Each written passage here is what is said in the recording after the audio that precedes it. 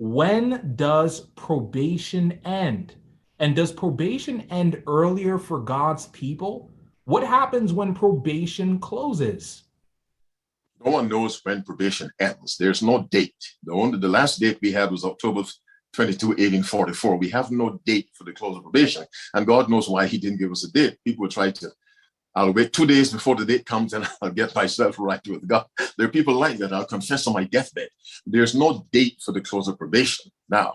But let me tell you this, if you die tonight, your probation has closed. And so today is the date for your probation. Personalize it. Today is the final day of my probation because I may not see tomorrow. Now, as far as what's the second part of the question? Second part of the question was, does probation end earlier for Okay, God?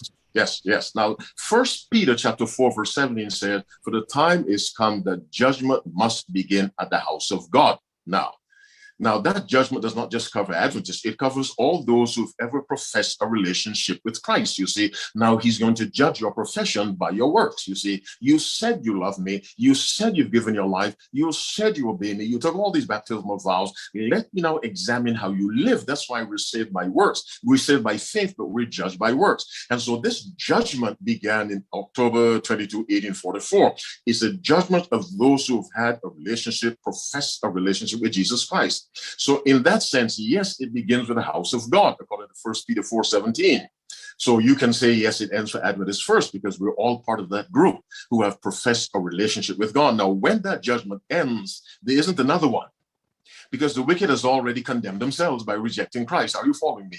The wicked have already condemned themselves by rejecting Christ. So there's no need for judgment of them as to whether they're saved or lost. They have chosen to be lost by rejecting Christ. The judgment for the wicked is the degree of punishment they'll receive, and we will join Christ in doing that during the 1,000 years.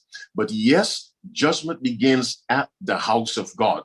And the house of God is not just Adventists. The house of God is other sheep have I which are not of this fold. Them also I must bring. So it begins in the house of God. And when that judgment, that pre-advent judgment, used to be called investigative judgment, ends, probation has ended. There is no further judgment to decide who will be saved or who will be lost.